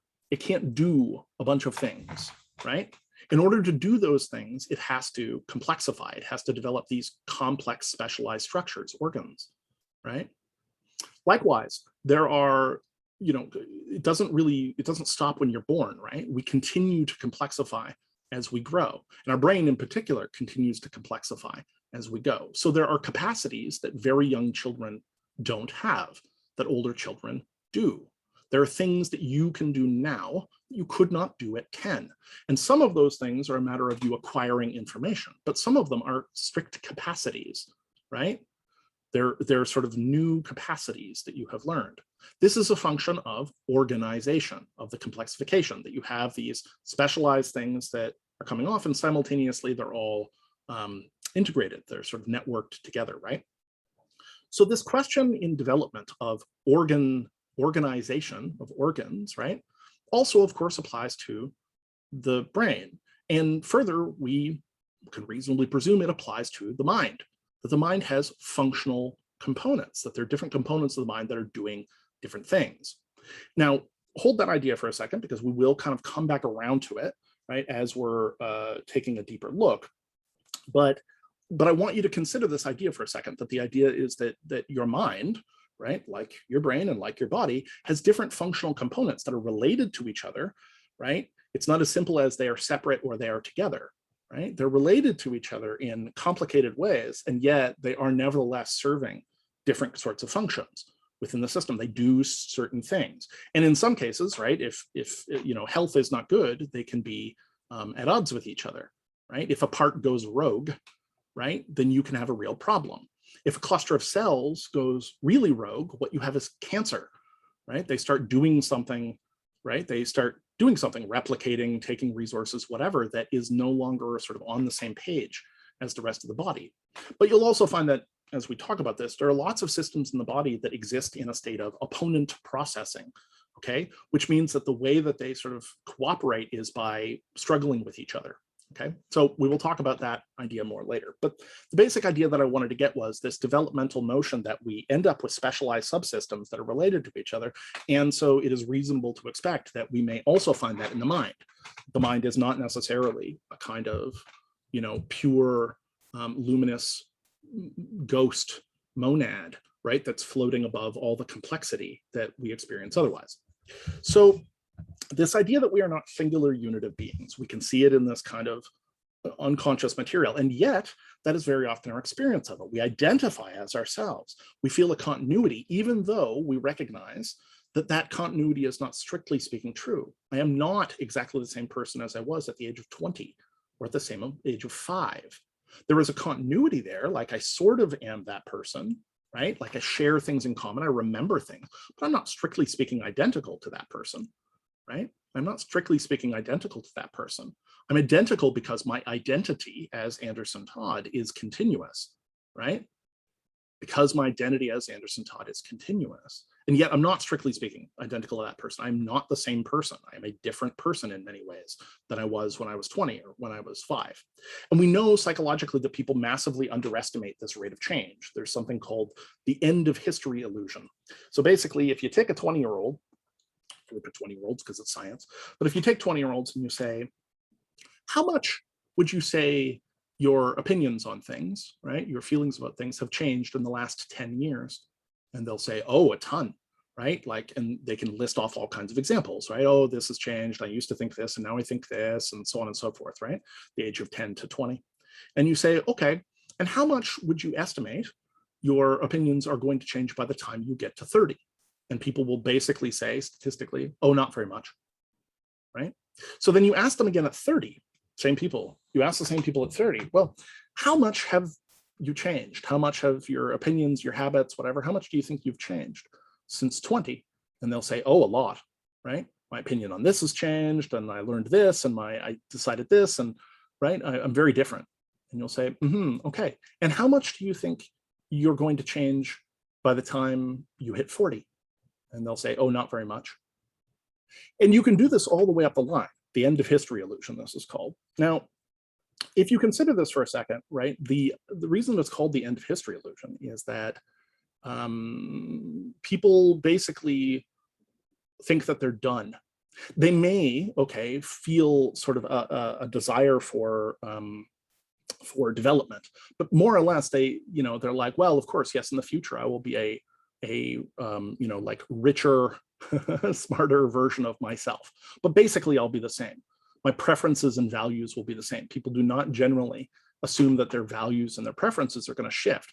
They assume other kinds of improvement. Yeah, in the future, I'm going to be richer, and I'm going to have, better relationships maybe, and I'm going to have, I will know more stuff, right? But their sort of basic values and ways that they process things, they don't tend to think are shifting. They tend to think of the current version of themselves as being sort of like done, baked, right? It's like, yeah, I think I'm more or less finished now. This is more or less who I am. Everything brought me to here, and this is basically who I am. That's not what we find. What we find is that 10 years down the road, they actually feel that there is this enormous degree of change. So it's obvious that there is a powerful aspect of our mind that is sort of operating to smooth this over for us, right? It conceals us. It makes us feel continuous. And the same thing, of course, is true with the smaller sorts of shifts that we experience day to day. We know from perceptual psychology, right, that people will sort of smooth over the gaps in their experience, right?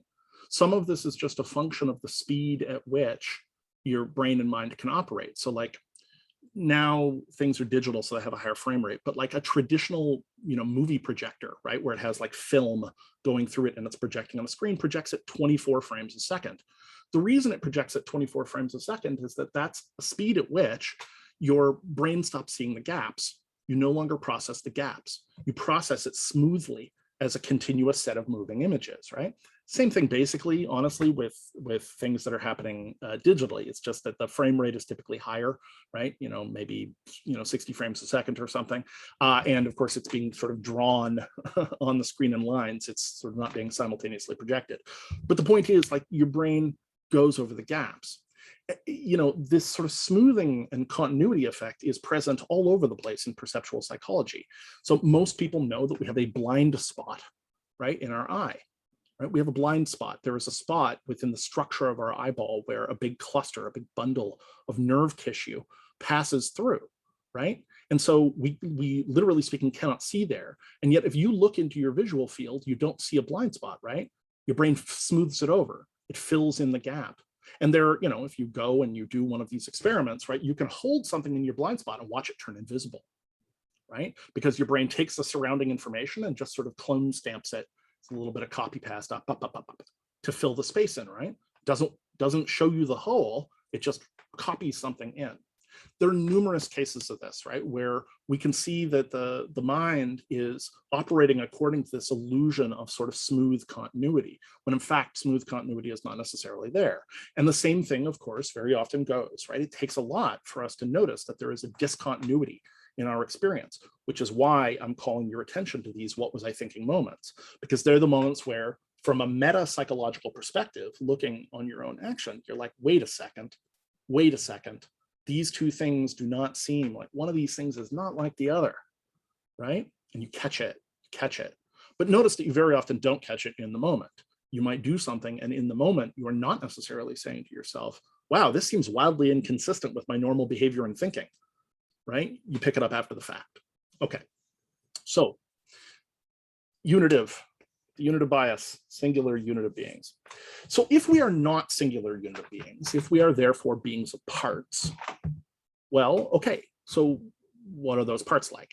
And this is where early sort of psychotherapeutic theorists, early psychodynamic theorists, okay, focused a lot of their attention was on attempting to map these parts and how they interact with each other, literally the dynamics of the psyche, psychodynamics, right?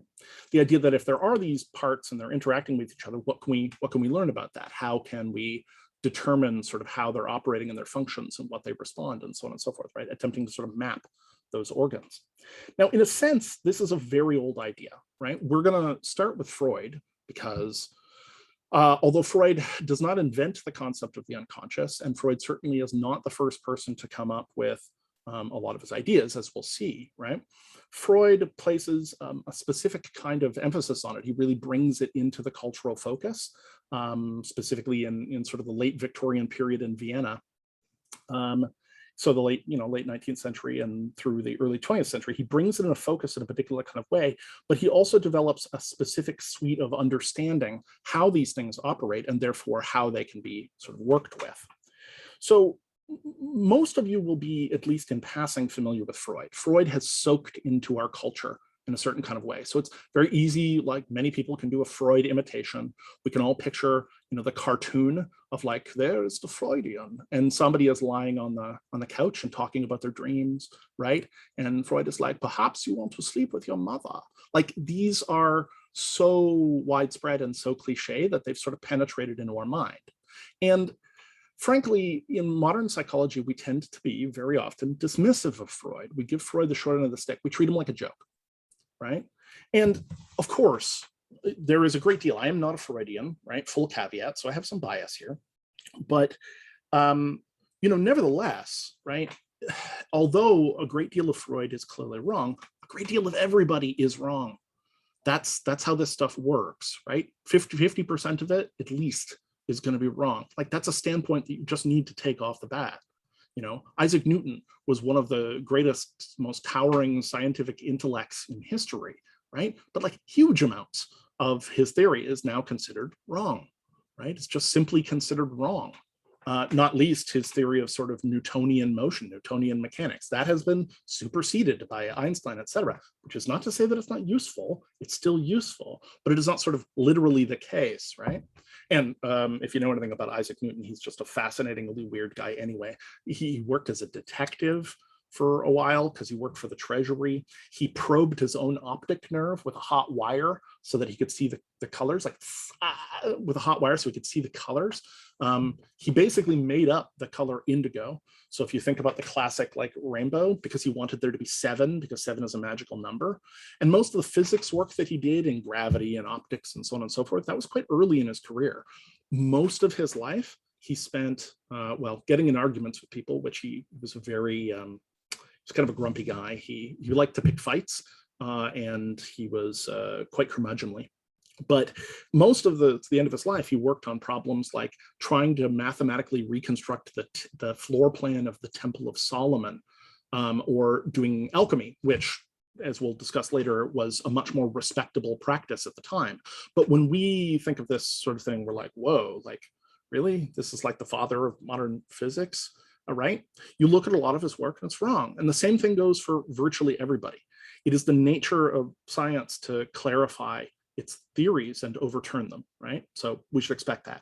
However, even though much of what he says is, I think, incorrect or at least non-specific, the things that he does put emphasis on and the specific emphasis that he puts on it are, in fact, remarkable, right? He has some remarkable insights. So most of us will have some degree of exposure to Freud, as I mentioned, right? We sort of encounter it in the culture. So as a very brief recap, right, of the Freudian model, you can think of the basic of the Freudian model as being a 3-part system. So here you are in the middle, you're the ego, okay? This is the center of your conscious self. This is the spotlight, right, or the street lamp that we've all been talking about, the center of conscious experience. And there are unconscious forces which surround the ego and sort of push on it, right, attempt to compel it in various ways. And the ones that concern us primarily are sort of underneath, this being metaphorical, but underneath the ego is the id, okay? The id is the sort of animal part of us. It's our appetites, right? Sex, violence, food, right? These appetites. The id sort of attempts to pull the ego towards these appetites, towards these instincts. It wants us to fulfill our appetites and instincts. It wants us to move on our desires in this sense. Over top, and again, metaphorical, over top of the ego is the so-called superego. And the superego is the repository of our social conditioning, our sense of right and wrong, our sense of propriety, right? It tells us what sort of proper behavior is, civilized behavior. In many ways, okay, it absorbs the rules that our parents set for us or our family sets for us. And very often it also absorbs the sort of overall social rules, right? There are certain things that are acceptable or unacceptable depending on your culture, right? And the superego contains that. And it's always attempting to get the ego to pull upwards. It's trying to pull it away from the id. So there is a kind of tug of war that's going on, right? Where your ego is being like pulled down towards the id, right? Or pulled up towards the superego that's like, right? So the id is like, do it, right? And the superego, on the other hand, is pulling you away, and it's saying, no, no, no, no, no, no, right? It's in some sense your inner scold, right? It's scolding you. No, no, no, that's not what you do, right? That's not proper. That's not good behavior. It's unacceptable, right?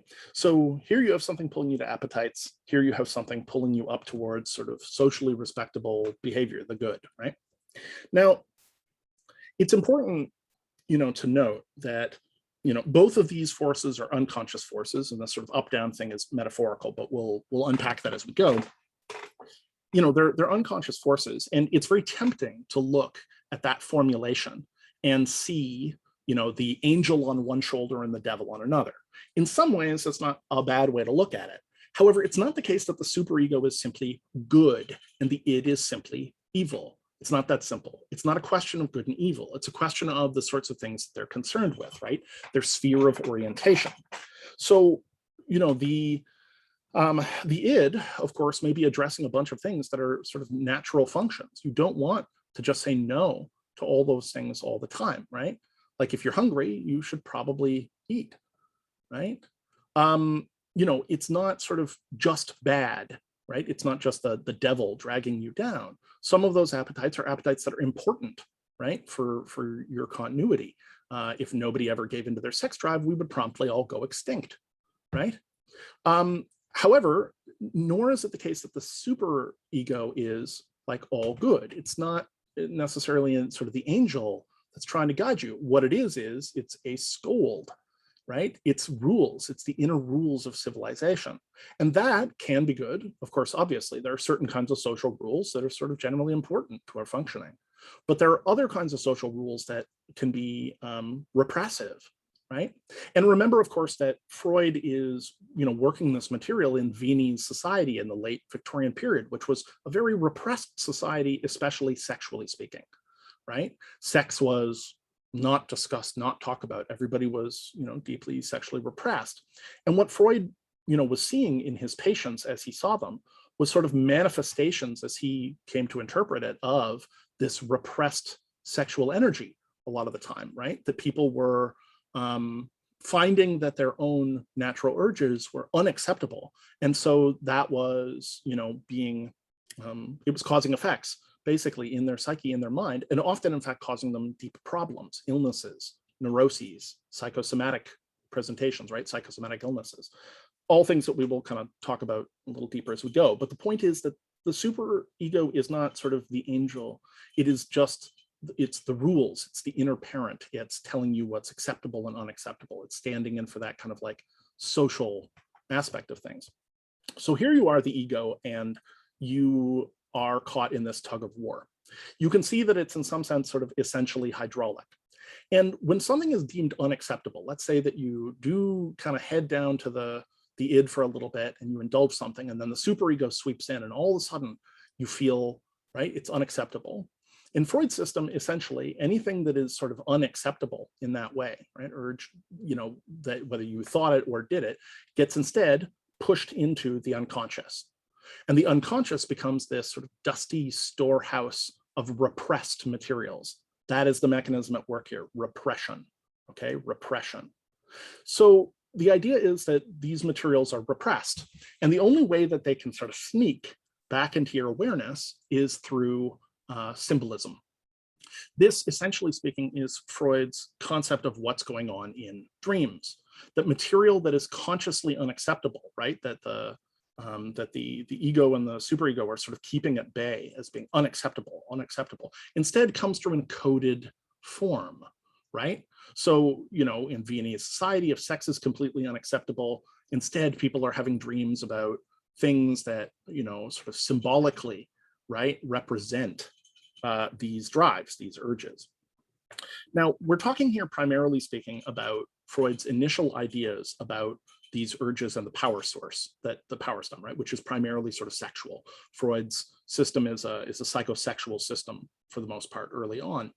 He calls this sort of energy libido, right? So libido is this sexual energy and how it's moving through the mind in various ways, tells you a lot about what's going on, libido. Later, and we'll probably touch on this more in a later week, but later he does expand his system to include, in addition to this libido, this sex drive, he expands it to include the death drive. But I will add that the death drive, properly speaking, was not his idea.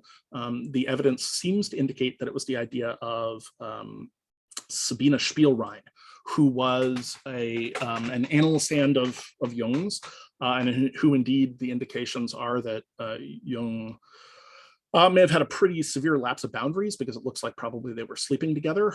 This is one of the things that ended up creating tension between Freud and Jung. But Sabine Spielrein apparently came up with these concepts of the death drive. She talked about them to both Freud and Jung, and it seems that maybe they both shamelessly stole that information without crediting her. So credit where credit is due. The thanatos, the death drive, which is another aspect of Freudian psychology, is properly speaking really the invention of Sabine Spielrein.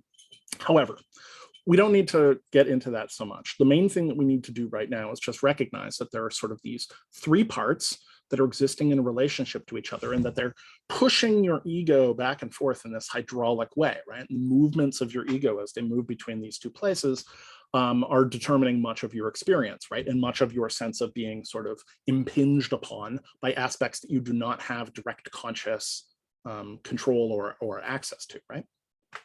Now, this idea is not, sort of strictly speaking, original to Freud. In fact, he's pulling this idea in no small part from Plato. So Plato, right, the ancient Greek philosopher, describes, right, the nature of a human being, the nature of a man, as he would say, but the nature of a human being as being also in three parts, right? So he describes a human being as being composed, the human soul or the human mind as being composed of a man, a lion, and a beast. A man, a lion, and a beast. And he talks about the relationship between these things. So the beast is our appetites, right? The beast is our appetites.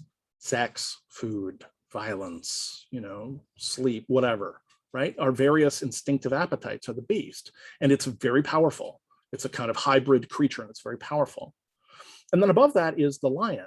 And the lion is our nobler emotional impulses, social impulses, right? The lion is a noble animal, right? It's the king of the jungle, as they sometimes say, which is sort of strange since lions don't generally live in jungles, I think. But the lion is these like noble social impulses. It contains nobility, and it's social, it's pro-social, and so on and so forth. And then we have the man. And the man at the top, according to Plato, is the rational, right? It's the sort of rational powers. And the man is the weakest of the three.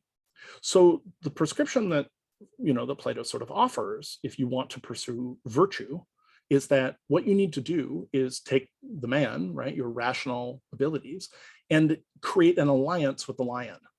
And that an alliance between the lion and the man can then control the beast. And that is how you are virtuous, right? You create a connection between your rational, right, your weak but present rational conscious self. You use that to create an alliance with the lion, your noble emotional social self, and use those two things to control the beast, which otherwise would be sort of running out of control, satisfying your appetites. That's Plato's idea. And if that sounds remarkably similar to Freud's idea, right, exactly. Now, the notion that human beings are beings of parts and that there are specific relationships to those parts doesn't originate with Plato either. In fact, you will find some version of this in a huge number of cultures, right? It tends to be part of the operating formulation humans come to when they really start considering the nature of their cognition and of their mind, and to some extent of their sort of their soul, right, when they're considering it in spiritual terms.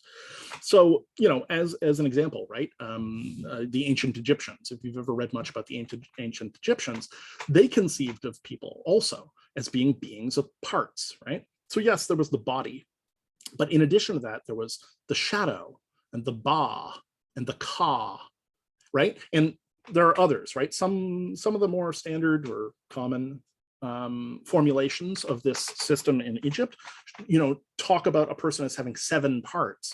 And some of those parts, to a modern reader, you read them and you're like, well, what's the difference between this and this, right? Like this is a soul and this is a spirit. Like this piece goes here, but this piece is imperishable. Like you have to kind of read into it to understand the distinctions that they're making. But beyond the body, a number of the distinctions that they're specifically making seem to be distinctions that are primarily speaking psychodynamic distinctions, or at least that's one reading of them. You can, of course, take a realist metaphysical position and say, no, they're describing actual parts of some actual spiritual thing. Okay, that's one way to read it. But from our perspective, we're going to look at it initially as being a way of expressing these psychodynamic distinctions that were beings of parts. Now, another thing that most people, I think, will have encountered, sort of by osmosis in, thinking about Freud or talking about Freud, is Freud's so-called iceberg model, okay, or the iceberg model. And the idea with this is that, we all know that, there is a water line and you can see this much ice above it, but there's actually a huge iceberg underneath, right? That most of the iceberg, 90% of the iceberg, is actually under the water, right? This is what killed the Titanic. Right, was that there was this much ice up here, but the ice below the water line was what ripped the Titanic open and sent it to the bottom, right? So this idea of the iceberg model, that sort of 90% of it is below the water line, is a metaphor that is sometimes used around the unconscious, right? That sort of starts with Freud, the idea that your conscious mind is that little bit above the surface that you can see, but below that is the vast portion of your processing. Okay, and this hydraulic model that Freud proposes, right, that where we see things sort of moving up and down, we see the ego moving up and down according to these forces pulling on it, right? This is the earliest sort of Freudian conception around things. And Freud certainly saw lots of presentations of this, right? One of his great insights was that repressed material in the unconscious, could manifest itself through things like neuroses, but also through things like psychosomatic presentations. So what does that mean? Well, you can imagine somebody who, for instance, feels that they have no voice, right? That nobody in their life really lets them speak their mind. This is sadly not uncommon. Some of you listening to this may have had this experience, right? Within your family or within a group of friends or something, where you feel like you have no voice. And what will happen is that Freud would see people who were coming in, and what they were presenting, okay, was like some peculiar like issue where they couldn't speak physically. They were like unable to produce speech, right? Like selective mutism, okay? But on medical examination, there maybe wouldn't be any inflammation, or there would, but there wouldn't be any discernible cause, right? This is a so-called psychosomatic illness. Now, in some ways, okay, he would look at this and it would turn out that doing psychological work, right, and his early version of psychotherapy, which was often referred to in the period as the talking cure, right, talking through these issues and trying to surface things into consciousness would often resolve these issues, right? So something that, didn't seem to be treatable through medicine would suddenly be resolved. And he began encountering more and more of these things. And he conceived of this as being, right, okay, there are certain things that are not acceptable. The ego is not like sort of allowed in some sense to perceive them. And so they're sneaking back in this psychosomatic way. They're making themselves known, right, through a physical presentation or through a psychological presentation, right? So, they may be showing up in all kinds of behaviors, neuroses, phobias, et cetera, right? Where people are experiencing these really powerful things that in fact are sort of a symbolic representation of this other issue that has been repressed, something that happened to them, something that is happening to them, something that they're not dealing with about themselves, and so on. Now, if we just pause for a second and we consider the notion of the psychosomatic, on one hand, like it's sort of straightforward that psychosomatic things could happen because the body and the mind are connected, pretty obviously. I know, again, some people are dualists and they take the position that they are not connected. I would say that they clearly are. We just don't really understand the nature of that connection yet. But, the body and the mind are connected. Things seem to go both ways. Things can happen to your body. It affects your mind. Like if you slam your thumb with a hammer, you're going to experience subjective pain. But there's also things that happen in your mind that can affect your body. If you, if you begin to think very fondly about somebody that you're attracted to, you may find that you are a little flushed, right? Okay, so clearly things are operating in both directions. And yet, when we encounter something like psychosomatic illness, right, when somebody is talking about a repressed memory and they break out in hives, or somebody doesn't feel like they're being heard and all of a sudden they lose their ability to speak, we tend to look at that as being quite spooky, right? Quite inexplicable, right? It seems almost sort of magical or something in the way that it's operating. And yet, if you consider it for a moment, that's a very peculiar stance for us to take. Body and mind routinely connect with each other, right? We in fact rely on that to happen because we decide very often to do something and we expect our body to follow suit. And if it doesn't, we are deeply, deeply freaked out, right? If I decide I'm going to get up and go across the room and I can't, I'm going to experience panic. Like I expect that things are happening. And likewise, I expect that if something is going on with my body, my mind is going to become aware of it, right? Within a certain amount of reason. So, you know, the fact that psychosomatic manifestations happen, that something that is maybe primarily psychological can have physical, right, medically noticeable effects on things is not inexplicable, but it nevertheless strikes us as very strange, often very spooky, right? Which tells you something about a disjunct in the way that we think about these things. So, Freud.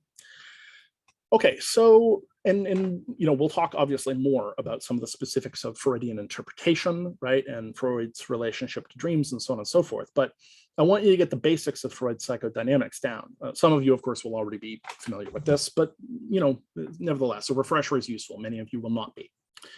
So, enter Jung. Carl Jung was a Swiss doctor. He was a psychiatrist, and he, like Freud, had begun to notice certain patterns in his patients when he treated sort of psychiatric patients at the hospital. He noticed all kinds of interesting phenomena occurring, like within their psychoses or within their delusions, their hallucinations, that were hard for him to sort of explain using the theories that were conventional at the time. And he began to think about these things in some depth. And then he encountered the early works of Sigmund Freud and was immediately kind of lit on fire by this, because what he saw was somebody else who was looking at these same kinds of issues and had quite well-developed theories. So enthusiastically, he wrote Freud, and they began a correspondence of letters. And shortly thereafter, Jung made the decision to go visit Freud in Vienna. So he traveled to visit Freud. And when he arrived, they promptly fell into a very excitable bromance, I would say. So they talked for 13 hours straight on the first night. Like basically Jung came in, they introduced, and then they went to Freud's study and they talked nonstop, right? This is how excited they were. And Jung in particular was especially excited because it seemed as though Freud's theories were opening up a way of helping certain kinds of patients that really they just didn't have any way to help, right? Bearing in mind that the sort of pharmacological situation was quite different than it is today. So we have a lot more drugs, but even still, right, that you know, there are various forms of mental illness where we're only scratching the surface, right? It's very hard for us to intervene on them. But in these cases, right, Jung was looking at things that his patients were experiencing, and he thought maybe that Freud's work was representing a kind of key to understand how you might be able to intervene on this and help people, but also to understand what it is that we're doing, to understand the actions of our mind. So they have this early kick it off, and pretty rapidly, Freud effectively crowns Jung. He's known as the crown prince of psychotherapy. The idea is that Jung is going to be the one who sort of carries the torch forward for the whole movement for Freud, right? And that goes well for a while. And then it doesn't go so well. So in 1913, they have a breakup, a pretty dramatic breakup. And they have a breakup for a few different reasons. Some of this has to do with some, you know, reasonably justified ethical objections that Freud has to some of Jung's behavior. As I mentioned, Jung was sleeping with some of his patients, sleeping with some of his analysts' hands. Now, in a modern context, this is absolutely, like, without question, forbidden. It is an absolute no-no, right? If a therapist gets involved with their client, that's it. Like, they're done. This was not always so. You would think it's one of these funny cases where you're like, how has this ever been okay in ethics? But when I was training as a psychotherapist, my instructor said that she had known a therapist in her own training who had slept with a client to improve their self-esteem, an idea that strikes me as so screwed up and narcissistic. It's unbelievable. The amount of trauma that could theoretically produce is shocking. But anyway, the point is that it was not always as sort of forbidden in a certain sense. And Jung, in fact, became involved with a number of his analysts over the years. We'll touch about this a little bit because I teach a full year course on Jung. I don't want to get too much into the biographical stuff. But the point was that this stuff did create some tensions between Jung and Freud. Other tensions were created by the fact that they came from very different socioeconomic backgrounds. So, Freud was not that well off. He was Jewish and he was often struggling for money. Jung, on the other hand, had the good fortune to marry one of the richest women in Switzerland. And so he had a lot of money. He was Swiss and Christian and married into money, and he was a doctor. So Freud was a doctor too, but Jung was wealthy, right? Not just rich, he was wealthy. And so, there were certain things. They took a trip to America together, and Jung, was in like a luxury cabin and Freud was basically going coach. So that created some tensions. But the big thing that really created the break between them was that they had theoretical difference. So Jung began to look at Freud's system, and there were two things that really started to bother him. One was the idea that it was all about sex. It occurred to Jung and began to sort of increasingly intrude on him that there seemed to be other kinds of human motivations, right? That there seemed to be other kinds of human motivations, indeed motivations that could quite easily block sex, and not necessarily in a way that was always bad, but that there were other kinds of forces, other kinds of dynamics and motivations that were motivating people. So that was one. The other thing was that Jung became increasingly interested in an aspect of the unconscious that was not merely personal, but collective. So Jung became very interested in what he saw as being sort of shared, inherited aspects of the psyche, right? Of the unconscious mind that couldn't simply be explained by material that people had encountered personally. So for Freud, the unconscious is profoundly personal. And as I said, it's like a dusty storehouse that you throw your repressed material into, and it sits there festering and turning into weird nightmares. For Jung, on the other hand, it seemed that maybe not everything that was going on in the psyche was primarily sexual. B, that there may be sort of forces operating in the psyche that were operating in a sense in your favor, not just sort of trying to pull on you in this way, right? Trying to tug of war you. And see that this often had a collective aspect. And as Jung looked at it, he increasingly began to look at it in sort of mythic terms. So these two ideas, which are sort of important to where we'll take things moving forward, are Jung's concept of the collective unconscious, and his concept of archetypes, both of which we will look at going forward. So this notion of the collective unconscious is pretty simple. Jung was looking between cultures. So he was sort of anthropologically looking at comparative data between cultures. And he was comparing certain things that he had seen with his patients in hospital, but then also his analysts, his clients as a therapist. And he would see themes emerging that didn't seem to have any reasonable basis in experience, but that did share a lot of similarities with certain kinds of mythic themes that he was coming across in his reading. Likewise, he was struck to note that widely flung cultures in very different parts of the world might have very similar sorts of ideas operating right in their myths, but seemingly with no particular connection between them. Like, it doesn't seem as though they collaborated to come up with this idea. Somehow they independently both came up with the same sorts of ideas. Right? Some of these things are kind of cultural universals, right? So as I talked about, pretty much, as far as I know, every single culture in the world, up is good, down is bad. light is good and dark is bad, right?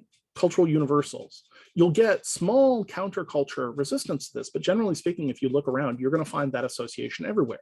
And that seems to have a certain amount of biological grounding.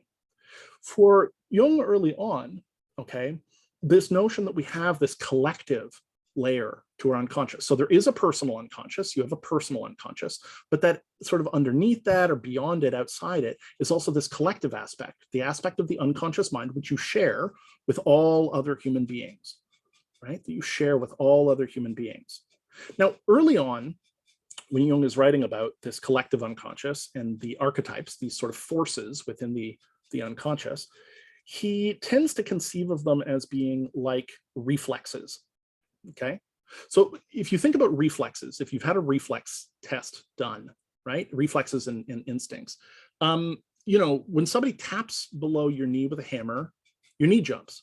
It's not a choice you're making, right? It's just a feature of the way that your body is structured, right? Likewise, if you've ever gone to the optometrist and you've had the air puff test where they like puff you and, right, you'll blink. It doesn't matter that you know that it's coming. It doesn't matter that, you know, you're like, I'm going to hold my eyes open. You will blink, right? I'm sure that there are some people who can train themselves to do it, but by and large, right, it's a completely unconscious response. It's a reflex.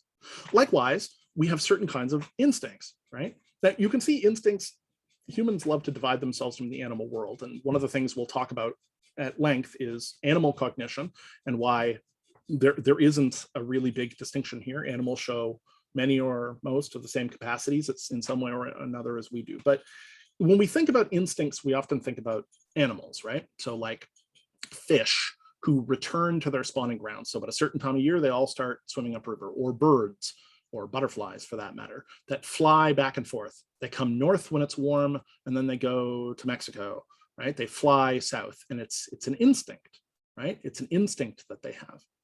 You know, these instincts seem to intrude on them. They control them in some way. And likewise, instincts that human beings have, right, are reflexes and instincts, were very much what Jung was thinking about, that if the instinct or the reflex is in some sense a physical manifestation, that there were similar sorts of shared psychological forces that all human beings had, right, which structured their experience, but were equally sort of automatic, equally outside of regular consciousness.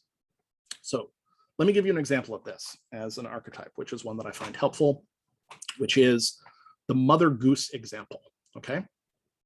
So there's an experiment that you can do where you take a goose and some goose eggs, okay? And when the eggs hatch and the hatchlings, the little baby birds come out, right? The goslings, oh, loop around Ryan Gosling. When the goslings come around, right? There is a critical window that they experience where they will imprint, okay? And what happens is that in this critical moment after they hatch, they will imprint on whatever is around and they will behave towards it as they would behave towards the mother. So if you think about this in nature, of course, most of the time, this is going to be the mother goose, right? The goose is there, the goose is looking after her eggs. When the goslings hatch, the first thing that they see is the mother. And then we've all seen what happens, right? It's very cute. The mother goose walks along, right? You see it with ducks, you see it with all kinds of things, but the mother goose walks along, all the little goslings walk in a line after her, right? They follow her. They'll follow her wherever she goes. Why? Well, biologically, we can say evolution has prepared them because like their best chance at survival is going to be to follow her to stay close. She can defend them, she can feed them, she can shelter them, etc. So there's this window of imprinting, right? This window of imprinting where they hatch, they look, they fix on her, and then they follow her. But we know experimentally that it is possible to change what they imprint on during that window, right? So if the mother goose is not there when the eggs hatch and this window of imprinting occurs, you can get goslings to imprint on all kinds of things. You could get them to imprint on you as the scientist. You could get them to imprint on a stuffed goose. You can get them to imprint on a glove. You can get them to imprint on a ping pong ball. If you present a ping pong ball with them in the right way during this critical moment after they hatch, the moment of imprinting, you can get them to imprint on the ping pong ball.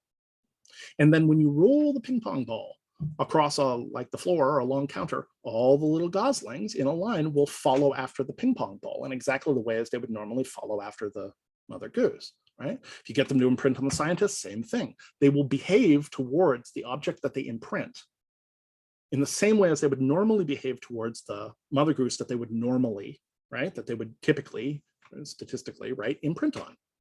Now, think about what's going on there for a second, right? It is as though, and this is a metaphor, but it is as though, okay, in that moment, there is a kind of hole in the mind of the gosling, right? Here is the moment, and what I encounter now is designed to fill this hole. You can put any kind of object, and you can put the mother goose, but you can also put a scientist or a ping pong ball into that hole. And the hole activates a pattern of behaviors, right? It doesn't seem like the goslings are deciding to follow the ping pong ball. It goes into that hole, right? And then they have a set of behaviors that is activated, a set of instincts, right, that is activated, that then causes them to behave in a certain way. And that certain way involves both behavior and emotion, right? They're fondly disposed towards it, right? They're attached to it. If they're separated, they will begin to experience anxiety and so on and so forth. It structures an emotional and a behavioral response. Now, what would we call that hole in the gosling's mind and its behavior?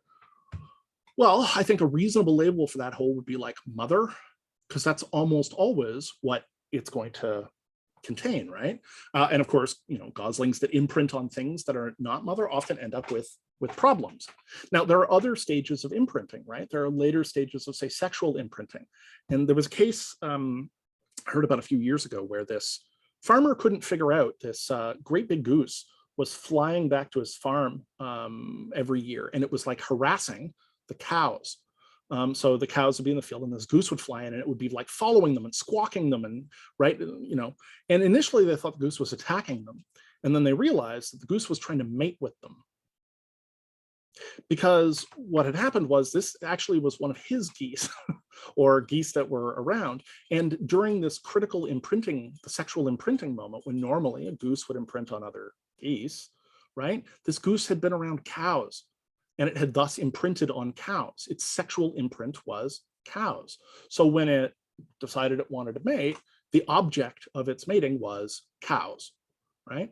Now, for that poor goose, that's a dysfunctional problem. I'm sure it annoyed the cows, and I don't actually know. Hopefully the cows didn't like kick it to death or something horrible. But the point is, right, that this gave this goose a real problem. But you can see how that took its instinct, directed it in a certain direction, okay?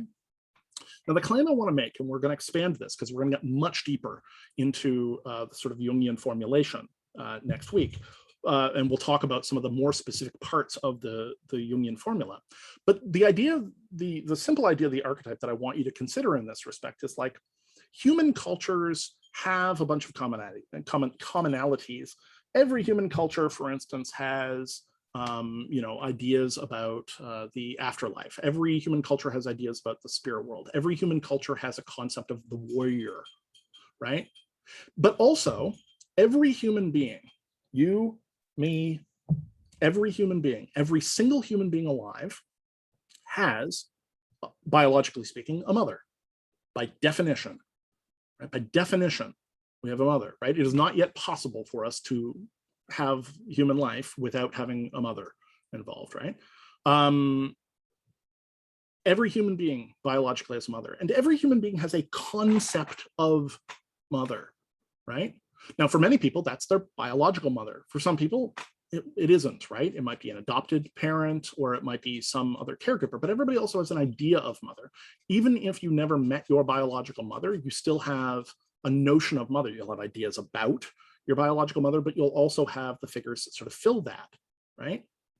And this is just as important for human beings as it is for geese, and more important, in fact, because human beings are basically helpless for the early parts of their life. They rely intensely on the mother, and they bond typically very closely with the mother, right? Eye contact, mutual oxytocin response, the bond between mother and infant is extremely powerful in mammals, and humans are mammals. So every human being has, right, this notion of mother, but the specifics, right, we've got the whole in our mind, but the specifics of what go into that whole are variable. They're going to be variable based on your individual experience of your individual mother or the people who you, right, experience in a maternal way. It's going to be determined by your cultural content, right? So it's going to be determined by your culture's ideas about mother and, right, considerations, your family culture also, okay? But above and beyond that, there is also a basic set of biological orientations, right? Babies instinctively behave towards their mother in certain ways. They'll look for eye contact. They will, right, try to latch for breastfeeding, right? They will behave in certain kinds of instinctive ways relative to the object that they have imprinted in this way. So this is a relatively kind of simple example to consider for a second, right? And I would say roll that around in your head. We're going to massively expand this kind of image of things next week. You know, we will sort of unpack it more and get more in depth with the sort of, you know, the key Jungian ideas that are sort of operating here. So we're going to look at some of the key archetypes Jung talks about, right? So the shadow, the contrasexual soul image, which is the anima animus, the self. We're going to talk about all of those things in somewhat more detail. But I want to leave sort of one more notion as we go, which is early on we talked about, you know, early on in this lecture, we talked about this notion of sort of organs of the mind, okay? The idea that we are organized, right? That there's this simultaneous thing. And one of the points about Jung, and we're gonna, again, structural specifics next week, but one of the things about Jung that I think is so different and striking from the Freudian model is that Jung's model is essentially organic. Jung's model of the mind is essentially organic, right? Which is to say that it is dynamic. So where Freud's model is in some ways sort of hydraulic, it's about a basic interplay of an almost physical kind of force in sort of one dimension. Jung's system is organic. It's a bunch of, right, different systems that are sort of self-organizing in their relationships to each other, which is far more consistent, frankly, with what we have determined in science is going on with all the rest of us. And in a way, again, this ought not to surprise us, right? Why would this surprise us?